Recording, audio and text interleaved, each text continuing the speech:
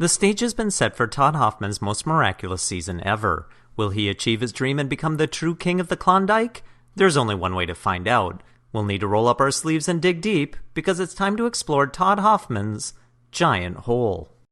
For 6 seasons, we have watched Todd Hoffman struggle to find gold.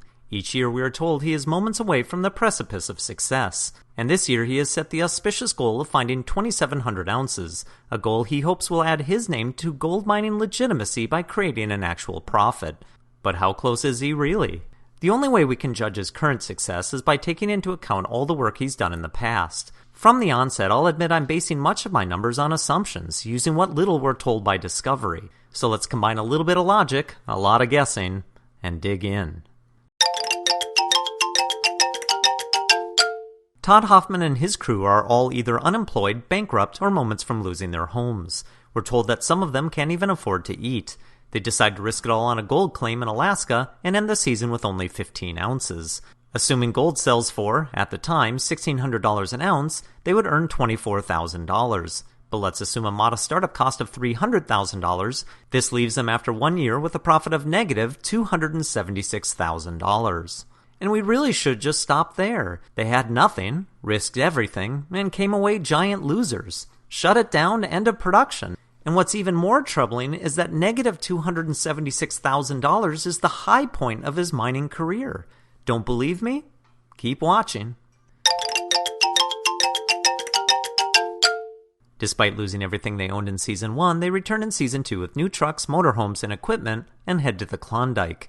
With all their newfound wealth and 1 year of experience, this year they find 93.5 ounces of gold worth $150,000. Let's go ahead and double this year's running costs to $600,000, giving them a year-end total of negative $450,000. But don't forget all those people they still need to pay back from last year's adventure, giving Todd a new lifetime gold mining total of negative $726,000. So how did they ever get this far? Anyway, this year the Hoffmans have 2 claims, one run by Todd, the other by Dave Turin. Any guesses on which one made money? Todd's claim is a disaster the entire year, but thanks to Dave they were able to pull in 803 ounces worth $1.28 million. This is proclaimed as a $1 million season for Todd, but then we have to include expenses. Based on the number of claims and the amount of equipment, let's assume a running cost of $1.5 million. This gives them a best ever profit of negative $220,000. Great job, Todd.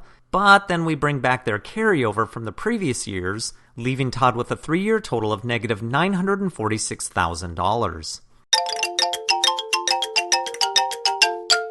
This is the season Discovery wishes we would forget. Rather than follow up his success in the Klondike, Todd risks it all again on a claim in Guyana to mine for gold and diamonds. It's a disaster, although an entertaining one, from the very first day. The entire year's effort produced 2 ounces of gold. That's not a typo, folks. Worth $3,000. And 129 ridiculously small diamonds worth $1,350, giving them a year-end total of $4,350. But what about those Guyana expenses? Good luck finding an answer. The best number I could find was an online interview with a Discovery insider that said the Guyana excursion cost over $4 million. So let's go with that, and they end the season with a total of negative $3,995,650. Add in those ever-growing debts from the previous years, and now the Hoffmans' 4-year total comes in at negative $4,941,650. I've covered Season 5 pretty thoroughly. You can see that breakdown here. They did find 1,349 ounces of gold, but after expenses, and assuming they never ate anything for their entire stay in the Klondike, my conservative estimate is that they lost $1,502,800, giving Todd a lifetime success of negative $6,444,450.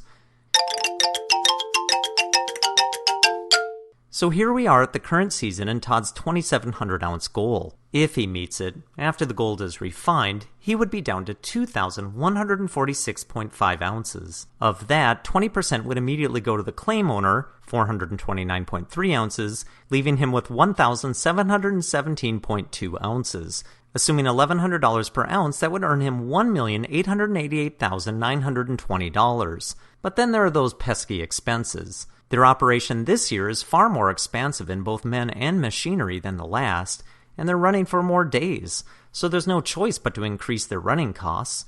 Let's assume at least $2 million this year. This leaves him with an end-year total of negative $111,080. But now we have to consider those previous expenses. So after deducting the $6,444,450, he now only owes his investors $6,555,530.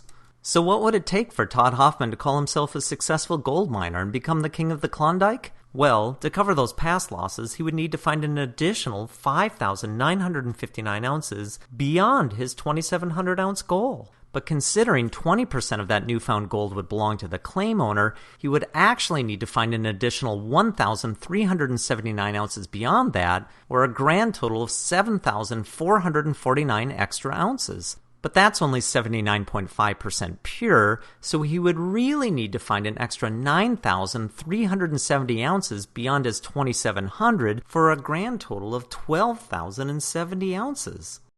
Anyone want to take bets if he can do it? So what does all this mean? If we add it all up, in his lifetime, Todd has spent $9,902,800 to bring home $4,204,270 in gold. Meaning if you give Todd $1, he'll give you back 42 cents. And if you think that makes someone the undisputed king of the Klondike, well, I've got $1 I'll sell you, and it'll only cost you $2.36 to get it.